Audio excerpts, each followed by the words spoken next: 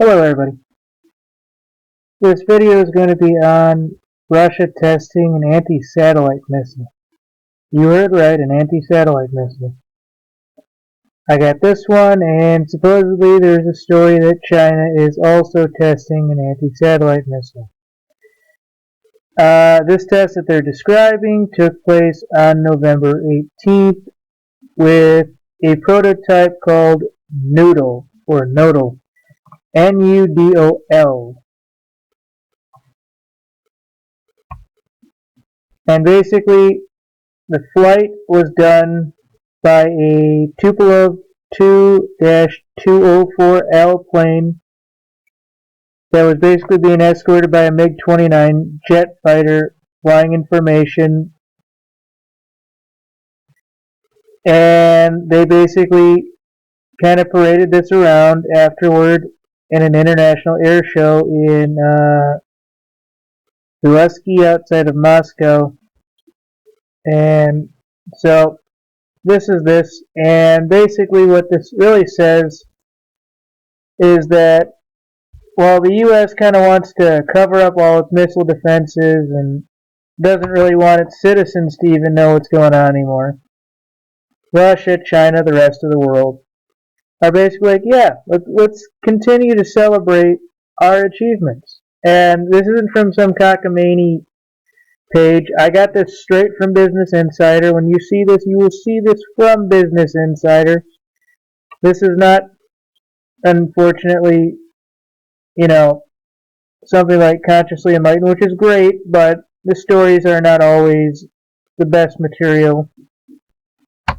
So, I happen to like this, and what this actually says is that while everybody's running around the U.S. wondering whether or not ISIS is going to come get them, these guys are out parading their new tech.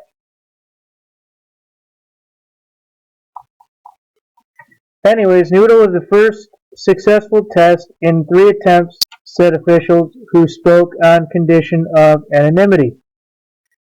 With the successful anti-satellite missile test, Russia has joined China in arming its forces with strategic space warfare weapons. I told you China's involved. So maybe I won't have to do this one on China because it would basically be reiterating. 20 days earlier, China conducted a flight test of its own anti-missile system, the Dongnan 3. Direct ascent missile was tested on October 30th in western China. The Pentagon had something to say about all this. I'm certain they weren't happy, but I'm certain we've had these in bunkers since the 50s. Just like I'm certain this is not the first go-around for China and Russia to have these. I'm sure this is generation 52 for them, but who knows. Pentagon spokesman had no immediate comment on the Russian missile test. Air Force Space Commander General John Hyten warned this month that both Russia and China are developing space warfare capabilities that threaten U.S. critical satellites. Well, you know what? I'm more certain we've had them for decades than these guys are just now developing also. So, I don't know where they're really getting all this from, folks, but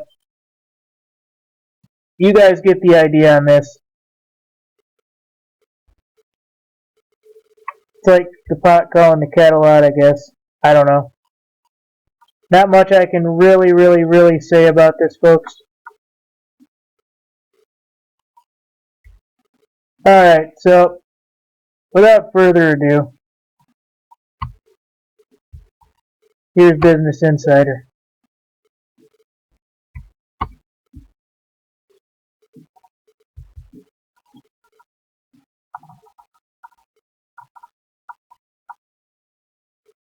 Little information is available on the Russian program. However, as with China, the Russian direct ascent missile appears linked to its missile defense programs.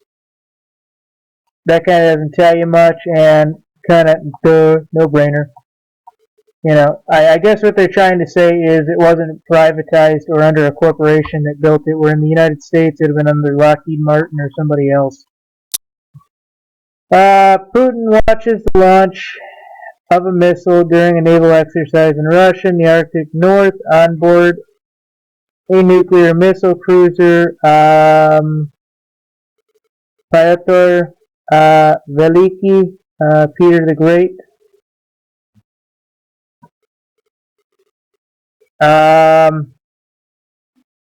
Maybe this is one of the two other tests, I'm not certain.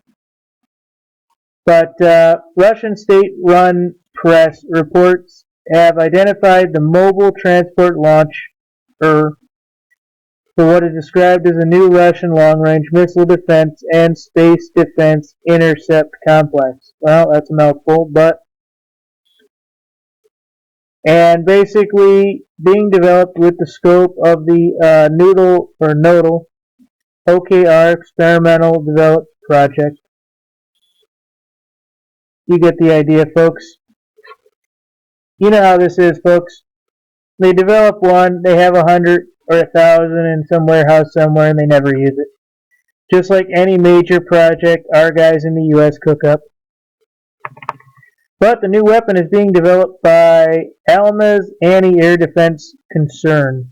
So I guess it is done by a corporation in Russia. I didn't think they allowed their companies to have government contracts like we did. So maybe it's run by the government under a shadow program. I don't know. But basically, this is it. And you can go on and read about this and everything else. But it talks about Titan and several nations, including Russia, North Korea, China, Iran, developing similar programs, etc. And I'm actually very concerned that this is actually on Business Insider. I'm actually kind of unhappy about this, but I guess Business Insider does have a military and defense section.